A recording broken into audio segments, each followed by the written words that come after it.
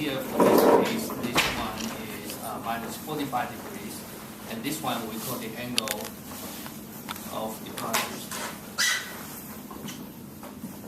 Angle of departure, that means because the root locus starting from a pole, which is the k corresponding to k equal to 0. So this arrow indicating the increase, the direction in increasing the value of k. So here we call it departure. That means when k increasing, we leave the starting point, go to infinity. And the vice versa, sometimes you might imagine if this would be a 0, then 0 meaning the ending of a root locus branch. So basically the angle of arrival meaning the local orientation of the root locus close to a 0. Okay, but the same approach we can apply using basic angle criteria we can calculate. So basically rule, that is rule number 4 for the angle of departure, the angle of arrival here. So now we talk about the rule of number 5. And here we want to determine the intersections of the root loci onto the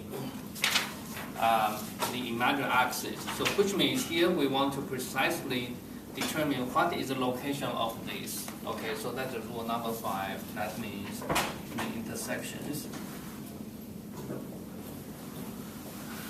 of the root loci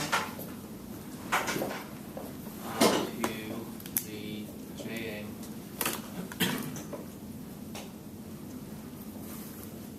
Okay.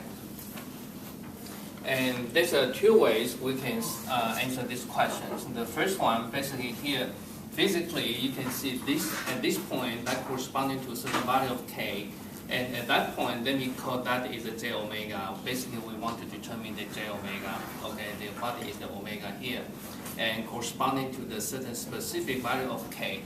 And if k value is greater than this number, then basically the system becomes unstable. Right, so basically this point corresponding is what we call the marginally stable conditions. So that means here the root Hurwitz table criteria we can apply to here. So that's the first approach. So method 1 is to apply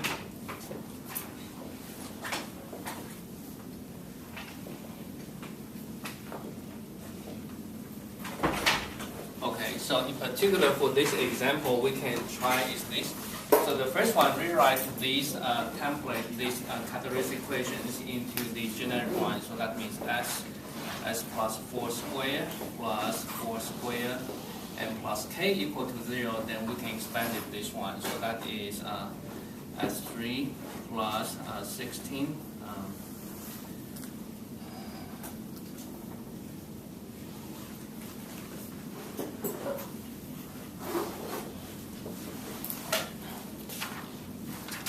So now with this one, we build up the table quickly. So 1, 8, 32, and k, and then here is s, and then do calculation quickly, and that will be equal to 8 times 32 minus k. So that is 32 minus k over 8. Okay, and this is 0, and this is s0. So that should be equal to 1, I think. Okay.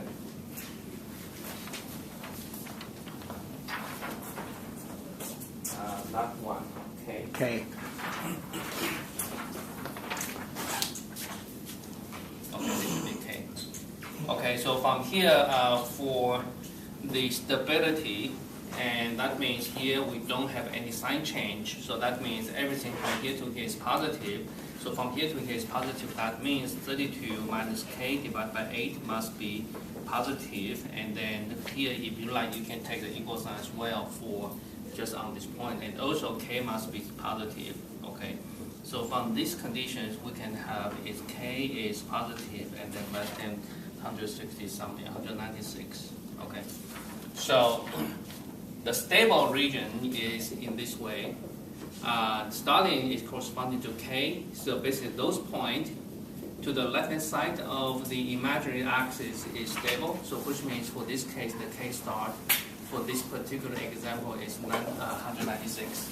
We good? Okay. So that is a way to determine K. So now we want to determine what is omega. And to determine omega, omega is such that this is the root. So basically you can try is this. You simply replace this in the characteristic equations and you replace K equal to 196. You solve for the roots of these equations. Okay, and we know the roots must be pure imaginary numbers. So you can do that one. So under these situations, and you simply plug in Z omega, that is our expected form of the solution, into that equations plus 8 plus 32 and plus 196 equal to 0. Okay, and solving for this one, basically here you will be able to get it is omega will be equal to square 32. Okay, so that number, this one, intersecting at J square 32 here. And again, complex conjugate, this one is minus J and square 32. Okay, so this is the first approach. The second approach is this. Basically, the second approach is being written here already. So the second approach is you taking up this equation because we know the root is in this quantitative format, the pure imaginary numbers. So based upon this, you're starting from here, and then you implement the result. So here you have the real part, imaginary part. Let me do a little bit expansion on this one. So that will be minus J omega 3 minus 8 omega squared plus J 32 omega plus 196 equal to 0. So here you collect the imaginary part and real part together. So that is J and minus omega 3 plus 32 omega, and then collecting the real part.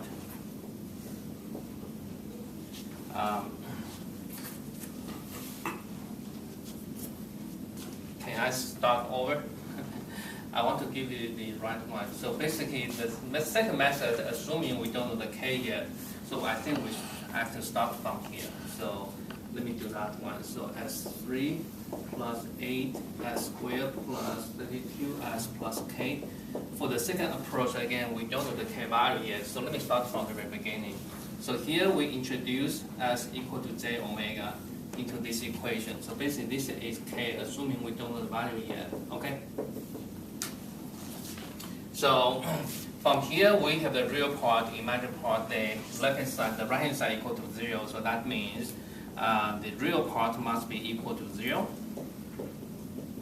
And then imaginary part must be equal to 0 as well.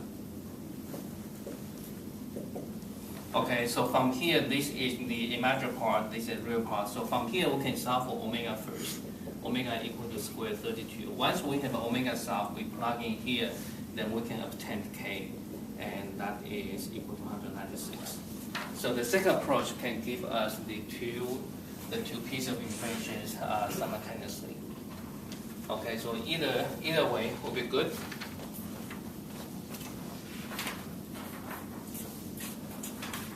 So that is the rule number 5, and the rule number 6. Here we don't. Let me see. Do I have an example here? I don't have an example for the rule number 6, and maybe I can just be independent. And for this particular examples to this step, we pretty much complete the drawings. Okay, this is a very simple example here. But for the rule number 6, is we call the breakaway point or break-in. Okay. The breakaway point is this. So let me draw the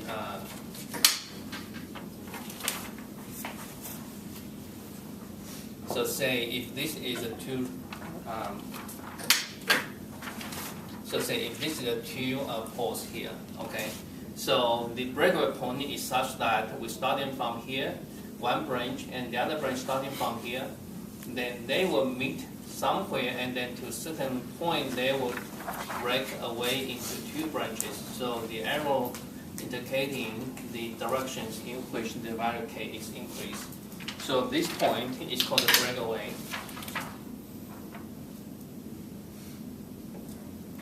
Okay, and the breaking is this. For example, we could have the two zeros on the real axis, and then so somehow for certain situations the root, one branch of the root locus was coming into from here.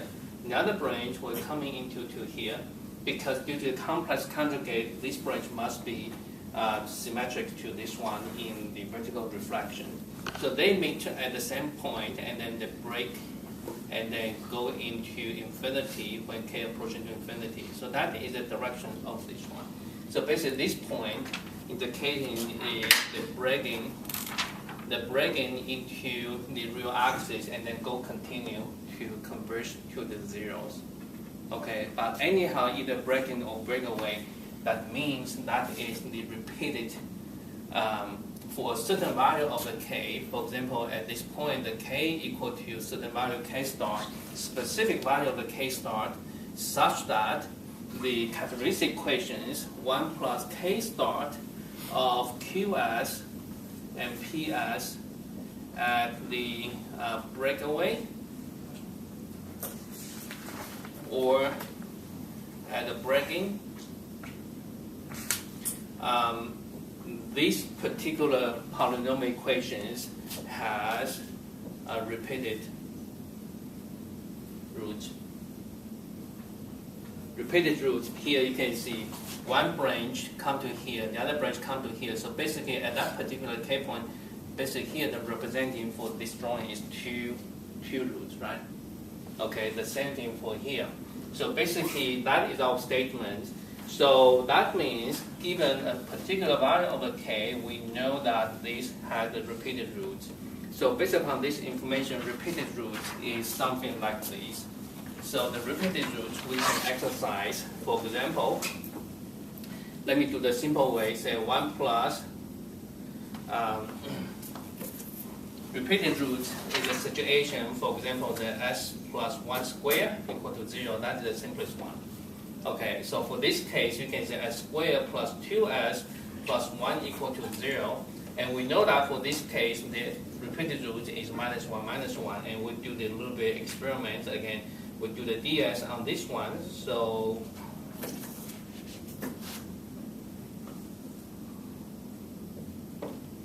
from here, we see that the 2s plus 2 equal to 0, and that is s equal to minus 1. Okay. So here from this one, that gives us a hint. If we take the derivative,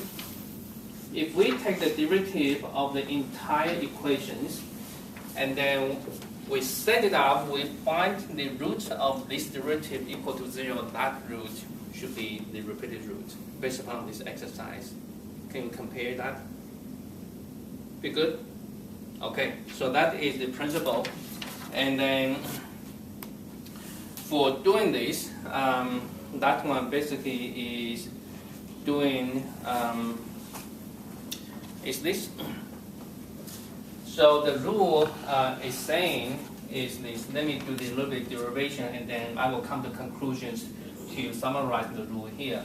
So we do this one. So basically here is this, and we do the little bit derivation. So that is ds of certain k value, and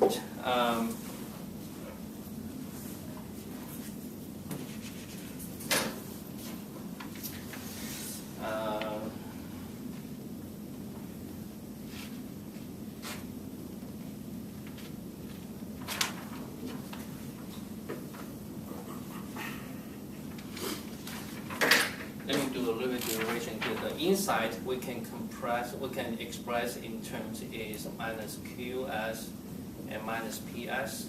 Okay. So basically here we do this derivative equivalently is doing this. So basically that's saying is this, the general description of the rule number 6 is this. We're simply finding ds of k and equal to 0. So that is the description of this rule. And again, this rule, description of this rule is if you simply look at the textbook and simply look at this rule, you might imagine k is a certain constant, derivative basically equal to 0. Why and nothing there, but basically this one saying is asking you to do the implementation. Basically from here you can see dds of k for certain value equal to dds of actually is qs and ps. If you like to add the minus sign here, that's okay, but really it doesn't matter here. Okay, so basically that's saying for this rule, in reality, you have to implement is these equations. You're setting up this one equal to 0 to find the repeated root. Repeated root, that is the location of the breaking backward point. We good? And I would say this one is not that practical. It's not very practically useful here. And I would say we, based upon just stick with our intuitions. We know that for the breaking backward point, the corresponding is repeated root. We simply take the derivative and we find in the roots for that one. That is for this rule. Okay. And Scott, that's it.